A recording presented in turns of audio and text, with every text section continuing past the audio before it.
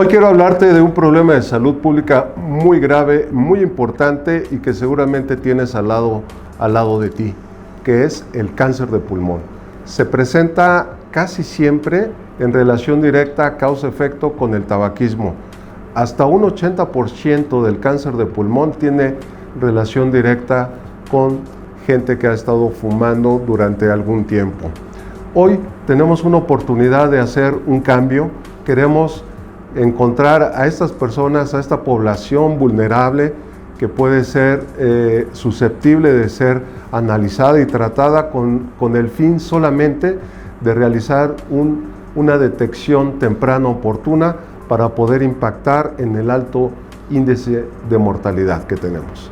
Acompáñanos con esta experiencia.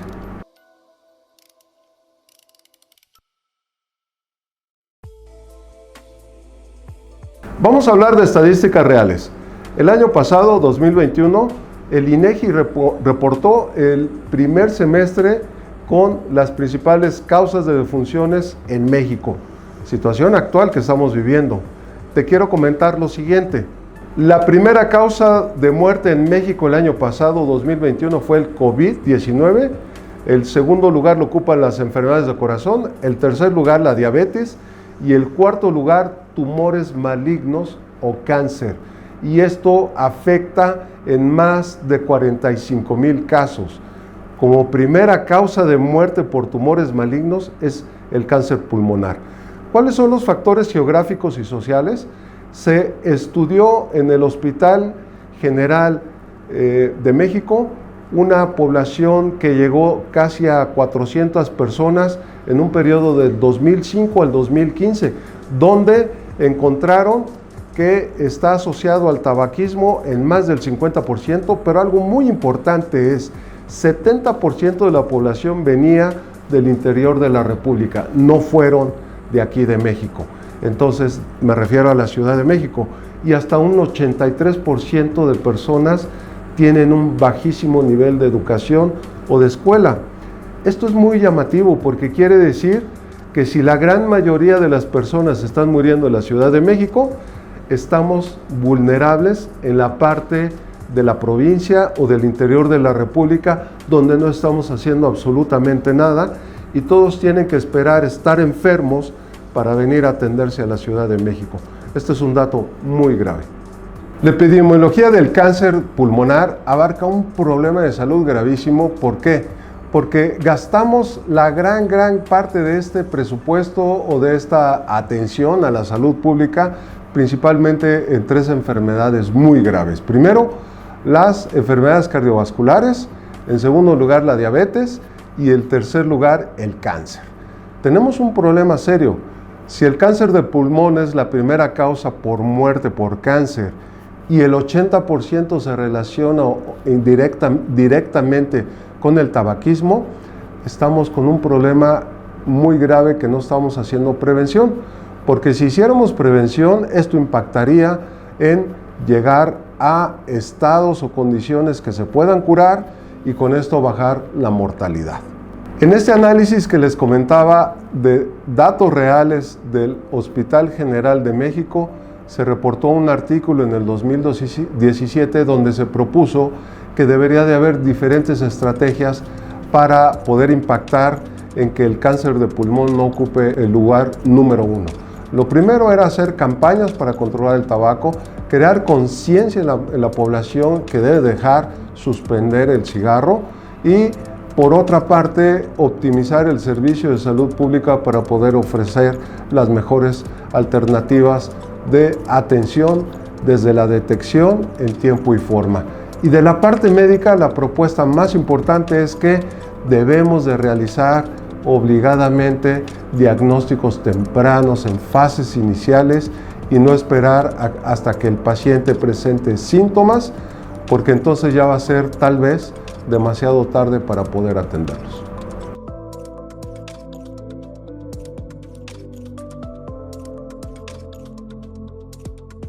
¿Cómo podemos diagnosticar el cáncer pulmonar? Primeramente, en la parte clínica, no de laboratorio ni de biopsias, vamos a hablar de en quiénes podemos tener la sospecha clínica. En todas aquellas personas que tengan tos, por más de 3 meses, ya tos crónica, que tengan una pérdida de peso mayor al 10% sin aparente justificación y que tengan falta de aire, médicamente se conoce como disnea, y que de manera inexplicable tengan cansancio extremo que se conoce como fatiga, o también tengan disminución de la masa muscular de manera no explicable. Vamos a hablar también de cuáles son los factores de riesgo que son factores predisponentes para tener cáncer de pulmón. El primero es el más común e importante, que es la contaminación del medio ambiente. Segundo va a ser el gas radón. Tercero, tabaquismo.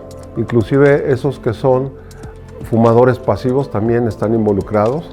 La tuberculosis, la enfermedad inflamatoria crónica inespecífica del pulmón, que se puede llamar o que se conoce como tuberculosis o alguna otra forma crónica de enfermedad pulmonar. La más importante desde hace un par de años es COVID-19. También hay que considerar como factor de riesgo el EPOC, que es la enfermedad broncopulmonar obstructiva crónica, el asma y por supuesto aquellas personas que en su familia tengan antecedentes y sean susceptibles a herencia de cáncer. Para hacer el diagnóstico de cáncer tenemos que tener en cuenta algo muy importante, que los síntomas clínicos y la presentación va a depender de la etapa en la que se presente.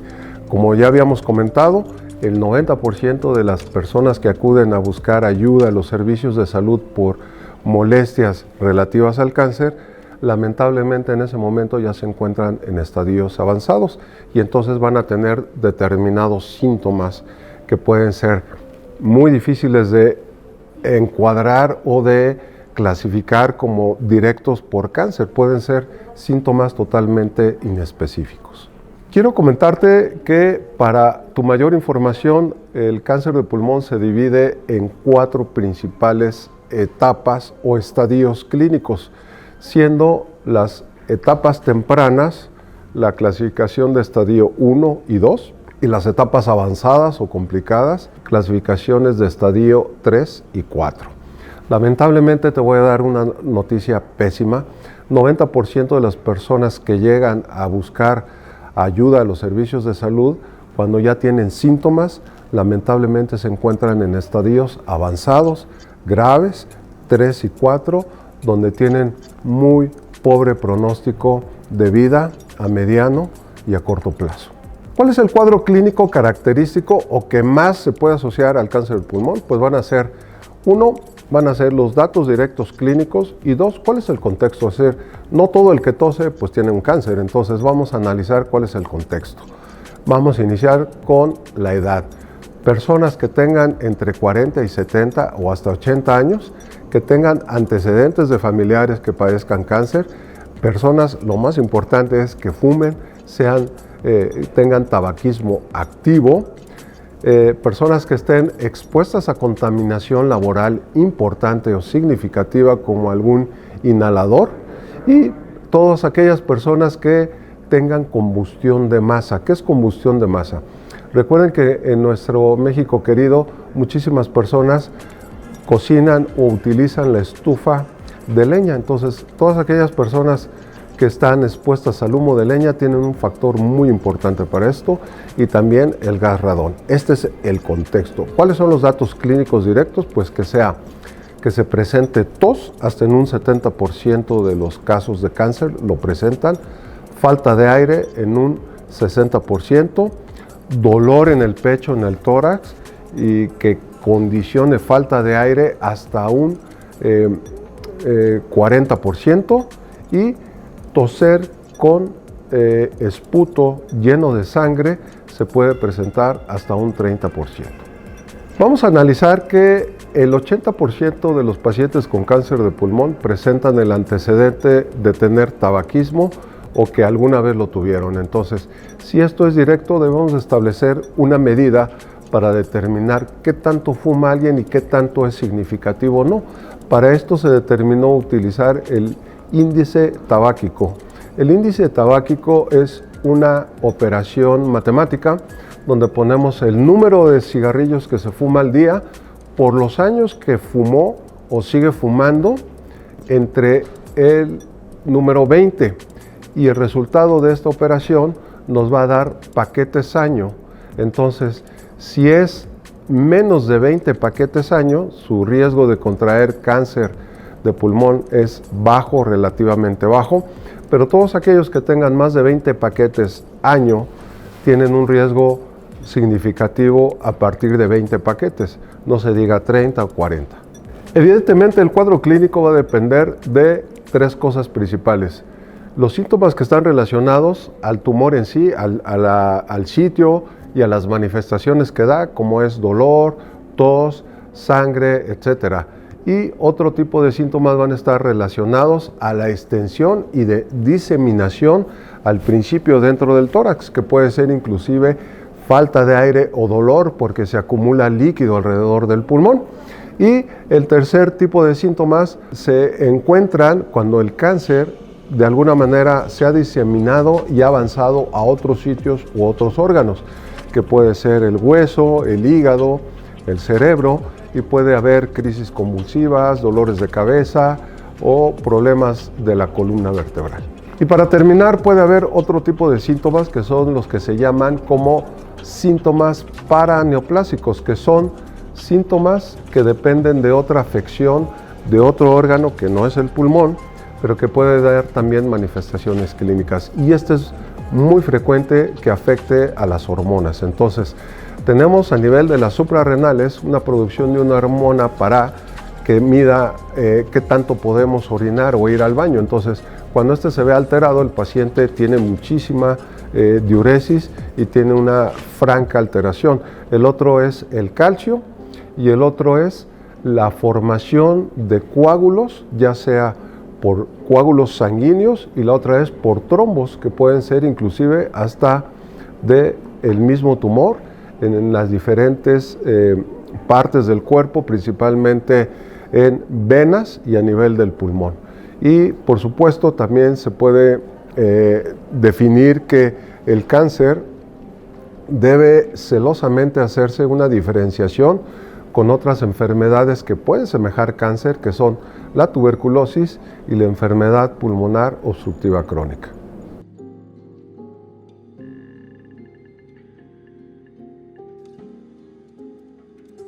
Quiero hablarte de la herramienta más poderosa que podemos tener a nivel médico y en la que podemos impactar directamente para disminuir la mortalidad del cáncer pulmonar.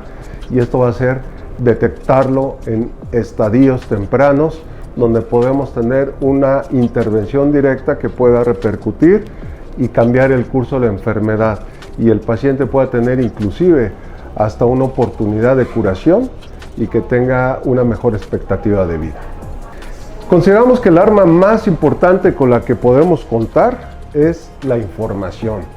Hacer llegar esta información y el conocimiento a todos aquellos que deben de estar enterados y que sean población de alto riesgo para que puedan atenderse tempranamente.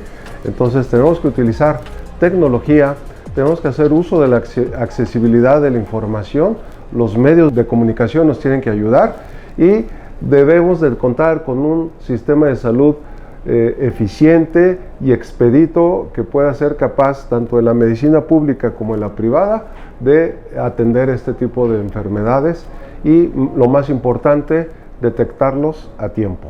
Es muy importante explicar qué es el tamizaje. El tamizaje consiste en que realicemos una prueba sencilla, ya sea radiológica, clínica de laboratorio, a un grupo específico de población que tiene un determinado riesgo de presentar una enfermedad. La condición debe ser cuando el paciente está asintomático, es decir, cuando esta persona no sabe que tiene la enfermedad, es donde podemos impactar para realizar pruebas específicas dirigidas a hacer un diagnóstico temprano, y en inglés se conoce con la palabra de screening. Aquí lo vamos a usar como la palabra clave para realizar la detección temprana oportuna del cáncer pulmonar. Es muy importante que tomes nota y que pongas mucha atención, porque esta es la información más valiosa de lo que consiste la detección temprana oportuna del cáncer pulmonar. ¿A quién le vamos a hacer el tamizaje, quién es la población vulnerable o quiénes son las personas de alto riesgo para presentar cáncer pulmonar. Primero, debe ser una edad entre los 40 y los 80 años, personas que tengan tabaquismo positivo, no importa cómo, pero que fumen, personas que tengan tabaquismo activo intenso. ¿Qué quiere decir eso? Utilizar el índice tabáquico, donde habíamos comentado que todos aquellos que tengan un índice mayor a 20 paquetes año son candidatos ya de considerarse de alto riesgo para cáncer. Todos aquellos que tengan o que hayan suspendido ya el tabaquismo y que no hayan llegado a 15 años de suspensión y que esté en ese periodo, son candidatos a ser valorados con una tomografía de tórax. Y aquellas personas que no fuman, pero que son fumadores pasivos, que tienen antecedente de cáncer, que hacen combustión de masa con algún tipo de quemar algún combustible para obtener energía, todos aquellos que utilizan la leña como principal fuente de energía para cocinar, y todos los que tengan tuberculosis o hayan tenido EPOC son candidatos para hacer la detección oportuna mediante una tomografía de baja densidad de tórax. ¿Cuál es el objetivo de hacer esta tomografía? ¿Qué es realmente lo que buscamos en ella? Primeramente, debe ser realizada bajo las condiciones generales rigurosas de toma de rayos X. Segundo, debe ser analizado por expertos en radiología, y lo que vamos a buscar son cambios o alteraciones en las imágenes que normalmente se deberían de ver y que deben de ser diferentes, sugestivas de cáncer, cuando cambian de densidad, cuando la tonalidad en grises, blanco y negro, gris, es diferente, cuando se ven borramientos o sombras que pueden ser estadios iniciales de un cáncer, cuando hay un tumor mayor de 3 centímetros, cuando hay un nódulo menor de 3 centímetros, cuando hay opacidades o cambio de densidades, o cuando encontramos un líquido anormal donde no debería de estar. Esto es lo que buscamos encontrar en el estudio radiográfico para realizar el tamizaje con el objetivo de hacer la detección temprana de cáncer pulmonar. Precisamente hoy estamos en el departamento de rayos X, hoy estamos en el Hospital Ángeles Puebla, y te vamos a mostrar cómo es específico este estudio. Esta es una tomografía de baja resolución donde tenemos en medio el mediastino, los pulmones que se ven como en tonos negros, el aire se ve negro, y aquí tenemos precisamente un nódulo, y esto puede ser una etapa inicial de cáncer. De esto se trata realizar la detección oportuna.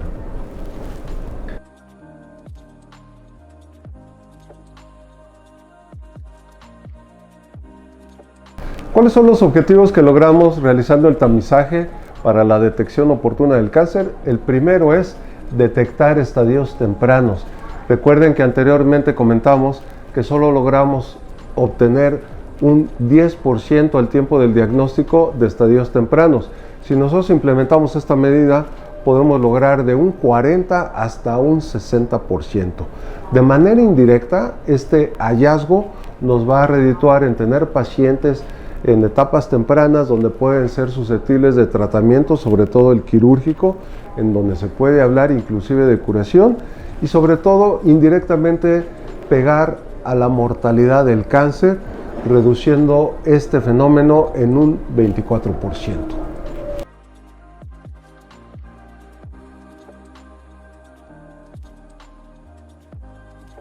Bien, quiero decirte que para realizar esta detección oportuna o tamizaje es necesario seguir un orden o un proceso. Vamos a hablar de los niveles de atención de salud. El primer nivel, médico de primer contacto, médico general, hace un cuestionario, investiga a la persona. Si resulta que es candidata como población de alto riesgo, debe de ser enviada a tomar una tomografía de baja dosis. Una vez que este es analizado, ya sea en el segundo nivel o en el mismo tercer nivel, debe ser procesada esta información, siendo negativa para tener datos de cáncer pulmonar o positiva para ser sujeto de análisis. Cuando es positivo, si hay datos, debe pasar a un centro de referencia, principalmente un tercer nivel, donde un equipo altamente especializado, que se conoce con el nombre de multidisciplinario, por contar con las diferentes especialidades necesarias para este análisis, que son neumólogo, radiólogo intervencionista, el oncólogo médico, el radioterapeuta oncológico, el cirujano de tórax, el cirujano oncólogo y sobre todo también el patólogo, porque él nos debe de dar también la parte trascendental hoy en día, que son los biomarcadores. El proceso de referencia es muy claro, es decir, gente de primer contacto, de primer nivel, debe abordar a las personas que tengan el concepto operacional de cuál es la persona que tiene riesgo de tener cáncer. Si lo cumple, entonces debe ser enviado a tomar la tomografía. Si la tomografía es positiva a datos sugestivos que orienten a un cáncer pulmonar, debe ser referido al segundo nivel o tercer nivel con el grupo multidisciplinario. En el caso de que la persona tenga riesgo, o sea, parte de la población de alto riesgo, y su tomografía o los hallazgos radiográficos sean negativos, entonces esa persona debe quedar registrada y debe de llevar un seguimiento al menos cada 6 meses, ya sea para repetir tomografía o para hacer una nueva historia y análisis clínico. Es muy importante que en nuestro México querido tengamos en cuenta que muchísima gente utiliza la leña como combustible directo para cocinar. Todas aquellas personas que estén en contacto de manera crónica con el humo de leña también deben de ser analizados, y si son sujetos a integrarse a este análisis, deben de también obtenerse su tomografía para definir si tienen o no algún dato sugestivo de cáncer. En caso que nuevamente no lo tengan, deben estar citados para llevar un control y estar bajo observancia clínica. Y el último grupo que también debe ser susceptible es aquellas personas que tengan antecedentes familiares directos, hermanos, papás, hijos, que tengan cáncer, principalmente de pulmón o ya sea de otro tipo de cáncer. Y por supuesto que cumplan con la definición operacional de la población vulnerable de alto riesgo. De igual manera, se hace la tomografía. En el caso que salgan positivos, entonces debe pasar al análisis del equipo multidisciplinario, y en el caso que salga negativo, nuevamente deben de quedar sujetos a vigilancia.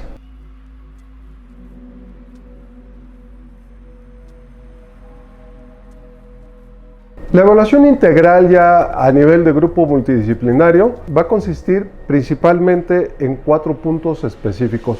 Primero, cuando llega el paciente que es sospechoso, hay que realizarle estudios de extensión. Los estudios de extensión son para ver si el cáncer en ese instante ya está diseminado o fuera de control, que se realiza mediante el PET scan o la resonancia magnética nuclear.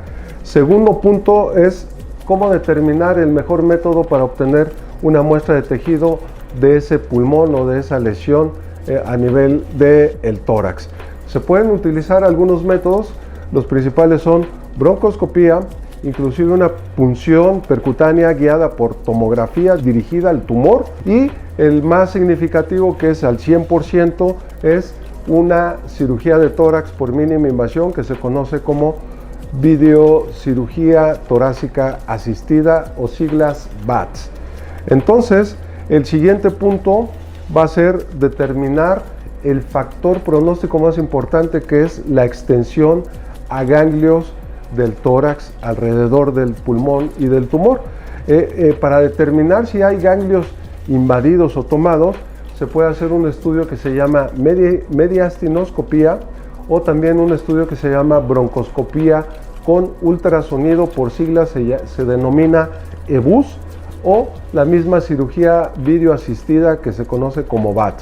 Estos son los métodos donde vamos a obtener la respuesta de que si el tumor está extendido o no a los ganglios locales o fuera del tumor, ya sea en medio de los dos pulmones o inclusive en la forma contralateral del otro lado del pulmón contrario.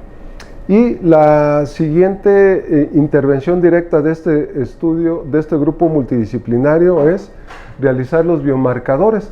Dependiendo del tipo de estirpe de tumor, se pueden mandar a hacer biomarcadores específicos que ya son definitivos o de un solo tipo para el adenocarcinoma o para el carcinoma epidermoide o para el de células pequeñas, que son pruebas de inmunohistoquímica donde nos dicen si el tumor presenta alguna mutación en especial, y esta va a ser la pauta y nos va a decir específicamente qué tipo de terapia o de estrategia podemos utilizar para eso.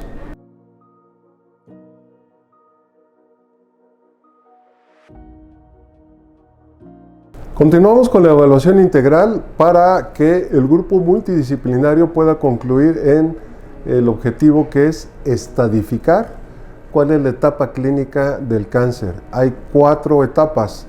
Entonces, la etapa 1, que es un cáncer inicial, una lesión menor a 3 centímetros, localizada y sin evidencia de diseminación. El estadio clínico 2 son lesiones que pueden llegar hasta más de 3 centímetros, pero la condición es que no estén involucrados los ganglios más allá del área anatómica donde se encuentra el tumor. Si los ganglios salieron, ya están en la mitad entre ambos pulmones, que se llama mediastino, o caminaron más allá al lado contralateral, entonces ya ahí son los estadios 3, que son en relación al criterio de la invasión ganglionar, y los estadios 4 son los estadios donde hay evidencia por algún otro estudio, principalmente el PET scan y la resonancia magnética, de que el cáncer ya se salió del tórax o se encuentra en el pulmón del otro lado, o en el hueso, en el cerebro o en las glándulas suprarrenales. Concluimos con el estudio, el abordaje integral y la estadificación, diciendo y concluyendo que los estadios tempranos 1 y 2 es posible ofrecerles un tratamiento que interviene directamente y que es la resección quirúrgica, ya sea combinada o sola. Se puede dar, dependiendo del tumor, de la estirpe y de los biomarcadores, se puede dar neoadyuvancia, un tratamiento con alguna estrategia antes de operar.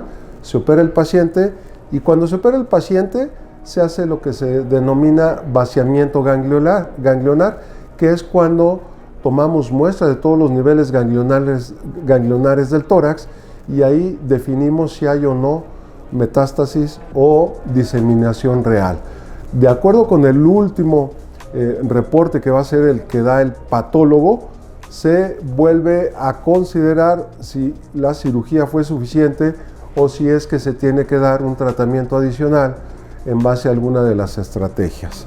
Entonces, el factor pronóstico más significativo para determinar la estadificación en 1, 2, 3 o 4, tempranos o avanzados, es que si los ganglios alrededor del tumor están invadidos o no. El nivel ganglionar 1 o local son los ganglios que están precisamente en el lóbulo o alrededor del tumor. El nivel ganglionar 2 son los ganglios que están ya entre los dos pulmones, que se llama mediastino, ya avanzaron. Y el nivel ganglionar 3 es cuando hay ganglios inclusive del lado del pulmón contralateral. Entonces, ¿cuál es el objetivo de hacer la estadificación? Determinar, y jugamos con esta información: 1, el tipo y estirpe tumoral, adenocarcinoma, carcinoma epidermoide, carcinomas de células pequeñas. 2, establecer con la información de biomarcadores, dependiendo si es adenocarcinoma o si es epidermoide. 3, tener evidencia si existen lesiones metastásicas a distancia, que son invasión a órganos fuera del tórax, que eso lo saca de cualquier tratamiento. Muy bien, para terminar, y volviendo a mencionar que el nivel ganglionar es la parte pronóstica más importante, decir que los niveles ganglionares locales o nivel 1 son de los estadios temprano 1 y 2, y eso se puede hacer o se puede tratar con cirugía. Y cuando el nivel ganglionar avanzado y es el nivel 2 al mediastino o 3 al otro pulmón, esos ya se consideran estadios avanzados y la cirugía no es el primer tratamiento, pero se pueden armar alguna estrategia dependiendo de los biomarcadores y el tipo de tumor. Entonces, también hay que decir que es muy importante que este grupo multidisciplinario analice cuál es la posición, el sitio y la localización del tumor para idear la mejor arma para obtener el tejido, y desde lo que llamamos biopsia, que puede ser desde una punción, puede ser una broncoscopía o puede ser mediante una cirugía de mínima invasión a nivel del tórax.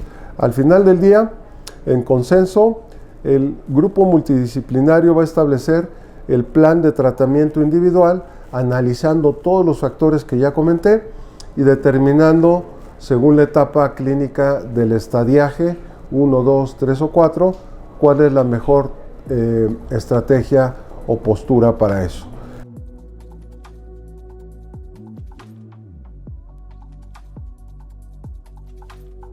Entonces, principalmente vamos a tener que, para estadios tempranos, vamos a contar con el tratamiento quirúrgico, o lo que se conoce como resección quirúrgica, que es en dos modalidades. Puede ser en ambos cirugía de mínima invasión, y puede ser la cirugía video asistida, que se conoce como VATS, en siglas en inglés, Video Assisted Thoracic Surgery, que esa es la más comúnmente usada. Pero hoy les quiero comentar que también tenemos la cirugía robótica asistida para hacer las resecciones pulmonares, que se conoce como RATS. Por sus siglas son Robotic Assisted Thoracic Surgery.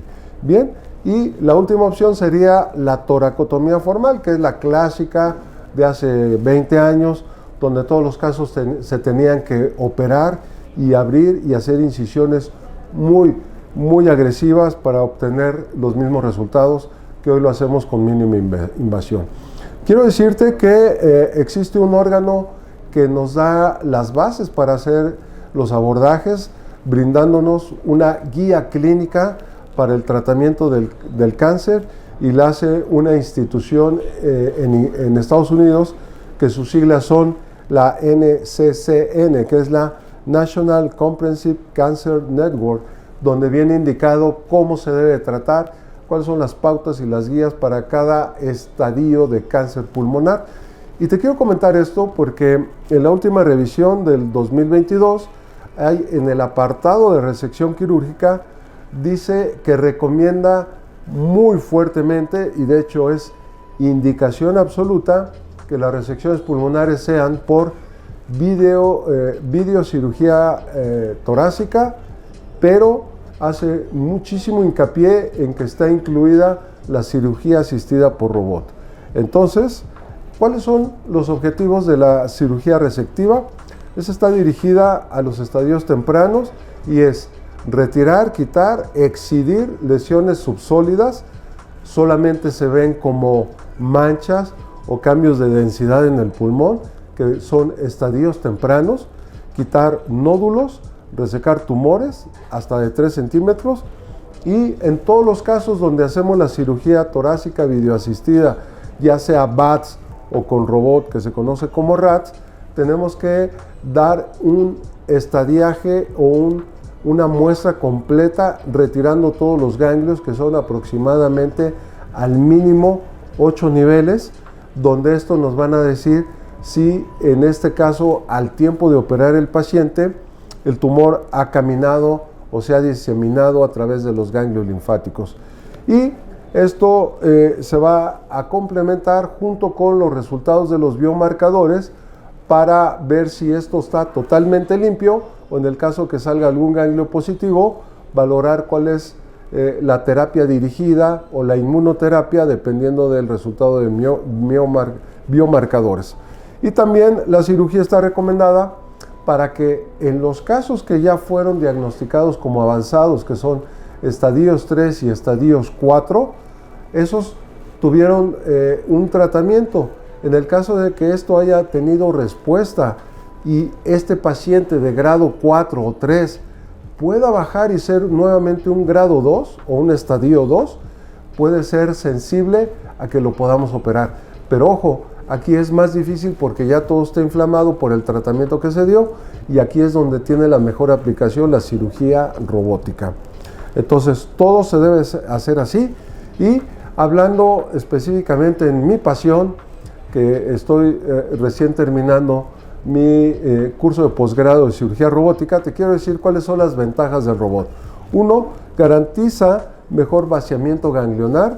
Podemos abordar todas las estaciones ganglionares. Hay menores molestias. El paciente puede ser rápidamente egresada en menor tiempo hospitalario. Esto ahorra estancia hospitalaria. Hay menor porcentaje de recidiva. ¿Por qué? Porque la resección ganglionar fue hecha más eficientemente. La cirugía robótica está muy indicada para reoperaciones y principalmente para casos muy difíciles. Y por último te quiero contar que la cirugía robótica está disponible en muchísimos hospitales de México. Actualmente el país México cuenta con más de 25 robots para este 2022. Pasando a la siguiente parte de tratamiento, la terapia médica, que es lo no quirúrgico, lo que son medicamentos, principalmente oncológicos, por supuesto. Tenemos cuatro modalidades o tipos de terapia, que puede ser la inmunoterapia, de acuerdo nuevamente a los biomarcadores, la quimioterapia, que es la quimioterapia clásica que se ha utilizado desde hace más de 40 años y que se basa en el uso de platinos, la terapia dirigida, que se llama tratamiento target, que es encontrar una mutación, un biomarcador, y encontrar el medicamento que va directamente a atacar esa mutación. Y la última modalidad pues sería la que sustituye la cirugía en los casos de metástasis o casos avanzados, que se conoce como radioterapia. Entonces, con estas modalidades podemos hacer una especie de decisión dependiendo de cuál domina, y podemos diseñar diferentes estrategias que pueden ser combinadas, o puede decidirse por una sola. Para esto es muy importante contar ya con el resultado de los biomarcadores, que van a ser diferentes, ya sea para el adenocarcinoma o para el carcinoma epidermoide o para el de células pequeñas. Entonces, resumiendo y hablando al final del tratamiento, tenemos que los estadios 1 y 2 mejormente son tratados con cirugía. Dependiendo de biomarcadores, puede ser con una terapia antes de la operación, que se denomina como neoadyuvancia, y que puede ser inmuno o terapia dirigida, y del resultado total de la cirugía y del reporte de patología, si quedaron restos o hay evidencia de que ya había caminado, se puede hacer una estrategia de adyuvancia, que puede ser igual, dependiendo de los biomarcadores, si es terapia dirigida o si es quimioterapia o inclusive radioterapia.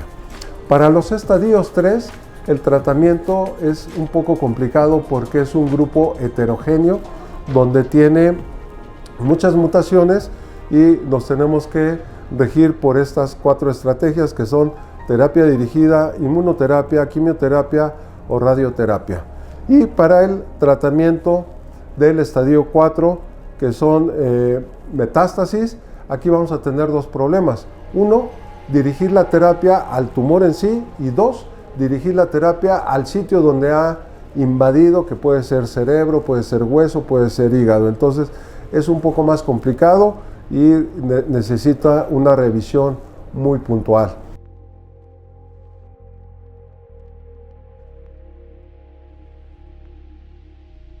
El cáncer pulmonar es un problema de salud pública muy grave, donde aproximadamente el 90% de los casos que llegan a ser diagnosticados. Al momento del diagnóstico ya están en estadios avanzados con muy poca o baja probabilidad de curación y con un muy mal pronóstico a mediano y corto plazo. De estos que son atendidos y diagnosticados, solo un 10% están en los estadios tempranos 1 y 2, y las intervenciones que podemos tener a este nivel son intervenciones puntuales en la concientización de eliminar el tabaco, suspenderlo y erradicarlo, que no nos corresponde a los médicos, y la otra que sí nos corresponde es la detección temprana oportuna por medio del tamizaje. El tamizaje es realizar la prueba certera para encontrar datos sugestivos de cáncer a través de una tomografía de tórax de baja dosis, donde nos digan si hay sospecha o no de que tenga la lesión, y eso se llama tamizaje. La definición operacional para encontrar quiénes son los pacientes vulnerables o población de alto riesgo van a ser todos aquellos pacientes entre 40 y 80 años que tengan tabaquismo activo, que tengan un índice tabáquico mayor a 20 paquetes año, o que hayan suspendido el tabaquismo 15 años antes, y en las personas no fumadoras que tengan factores de riesgo como el antecedente de cáncer o el inhalar humo de leña, que son factores que también se deben de considerar. Y el consenso de la intervención del grupo multidisciplinario nos va a decir si hay o no extensión del tumor a otros órganos por medio de los estudios de análisis de extensión, considerar los biomarcadores para asegurar qué tipo de mutación puede tener, y considerar también cuál es el tipo de abordaje para obtener el tejido o la biopsia, ya sea por broncoscopía, por aguja dirigida por medio del TAC dirigida al tumor, o por medio de una cirugía de mínima invasión. Y hacer la evaluación de los ganglios mediastinales por medio del procedimiento de mediastinoscopía, que puede ser un procedimiento mínimamente invasivo o puede ser a través de una broncoscopía con la utilización de un ultrasonido interno que pueda ayudarnos a tomar biopsias de los ganglios. Y los estudios nos revelarán cuál será la mejor estrategia. Los estadios avanzados metastásicos debe ser una combinación de diferentes estrategias para atacar tanto al tumor como a las lesiones donde está diseminado. Y te quiero decir al final de esta charla que queda claro que cada caso se debe tratar de manera particular. Es como realizar un traje a la medida, dependiendo de todos estos factores que ya te hemos comentado. Y solo la detección oportuna podrá impactar en disminuir la mortalidad de esta enfermedad tan terrible.